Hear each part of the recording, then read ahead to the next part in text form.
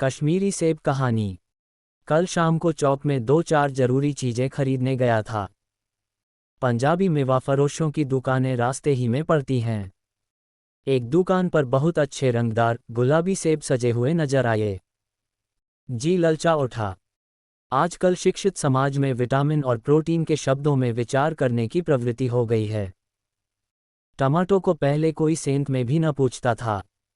अब टमाटो भोजन का आवश्यक अंग बन गया है। गाजर भी पहले गरीबों के पेट भरने की चीज थी। अमीर लोग तो उसका हलवा ही खाते थे। मगर अब पता चला है कि गाजर में भी बहुत विटामिन है, इसलिए गाजर को भी मेजों पर स्थान मिलने लगा है। और सेब के विषय में तो ये कहा जाने लगा है कि एक सेब रोज खाए तो आपको डॉक्टरों की जरूरत न रहेगी। डॉक्टर से बचने के लिए हम निमकोली तक खाने को तैयार हो सकते हैं। सेब तो रस और स्वाद में अगर आम से बकर नहीं है तो घटकर भी नहीं। हाँ, बनारस के लंगड़े और लखनऊ के दशहरी और बम्बई के अल्फांसो की बात दूसरी है। उनके टक्कर का फल तो संसार में दूसरा नहीं है। मगर उनमें विटामिन और प्रोटीन है या नहीं, है तो काफ़ी है या नहीं, इन विषयों पर अभी किसी पश्चिमी डॉक्टर की व्यवस्था देखने में नहीं आई। सेब को यह व्यवस्था मिल चुकी है। अब वह केवल स्वाद की चीज़ नहीं है, उसमें गुण भी है। हमने दुकानदार से मोल भाव किया और आध सेर सेब मांगे। दुकानदार ने कहा, बाबूजी बड़े मज़ेदार सेब आए हैं, खास कश्मीर के। आप ले जाएं, खाकर तबीयत खुश हो जाएगी। मैंने रुमाल निकालकर उसे देते हुए कहा, चुन चुन कर रखना। दुकानदार ने तराजू उठाए और अपने नौकर से बोला, लौंडे आध सेर कश्मीरी सेब निकाल ला। चुनकर लाना। लौंडा 4 सेब लाया। दुकानदार ने तौला, एक लिफाफे में उन्हें रखा और रुमाल में बांधकर मुझे दे दिया। मैंने 4 आने उसके हाथ में रखे। घर आकर लिफाफा ज्यों का त्यों रख दिया।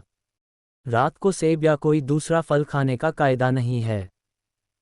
फल खाने का समय तो प्रातः काल है। आज सुबह मुंह हाथ धोकर जो नाश्ता करने के लिए एक सेब निकाला तो सड़ा हुआ था। 1 रुपये के आकार का छिलका गल गया था। समझा, रात को दुकानदार ने देखा न होगा। दूसरा निकाला, मगर यह आधा सड़ा हुआ था। अब संदेह हुआ, दुकानदार ने मुझे धोखा तो नहीं दिया है। तीसरा सेब निकाला, ये सड़ा तो न था, मगर एक तरफ दबकर बिल्कुल पिचक गया।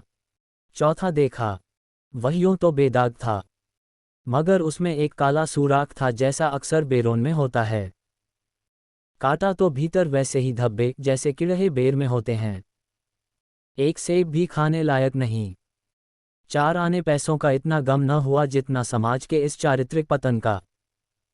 दुकानदार ने जानबूझकर मेरे साथ धोखेबाजी का व्यवहार किया। एक सेब सड़ा हुआ होता तो मैं उसको क्षमा के योग्य समझता। सोचता, उसकी निगाह न पड़ी होगी। मगर 4 के चारों खराब निकल जाएं, ये तो साफ धोखा है।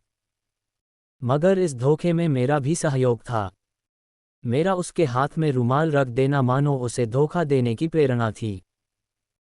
उसने भांप लिया कि महाशय अपनी आंखों से काम लेने वाले जीव नहीं हैं और न इतने चौकस हैं कि घर से लौटाने आएं। आदमी बेईमानी तभी करता जब उसे अवसर मिलता है। बेईमानी का अवसर देना, चाहे वह अपने ढीलेपन से हो या सहज विश्वास से, बेईमानी में सहयोग देना है। पढ़े लिखे बाबुओं और कर्मचारियों पर तो अब कोई विश्वास नहीं करता। किसी थाने या कचहरी या म्यूनिसिपैलिटी में चले जाए, आपकी ऐसी दुर्गति होगी कि आप बड़ी से बड़ी हानि उठाकर भी उधर न जाएंगे। व्यापारियों की साख अभी तक बनी हुई थी।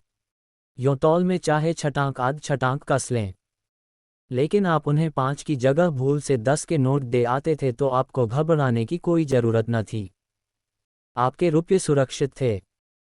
मुझे याद है, एक बार मैंने मुहर्रम के मेले में एक खोलचे वाले से 1 पैसे की रेवड़ियां ली थीं और पैसे की जगह अठन्नी दे आया था। घर आकर जब अपनी भूल मालूम हुई तो खोलचे वाले के पास दौड़ा गए।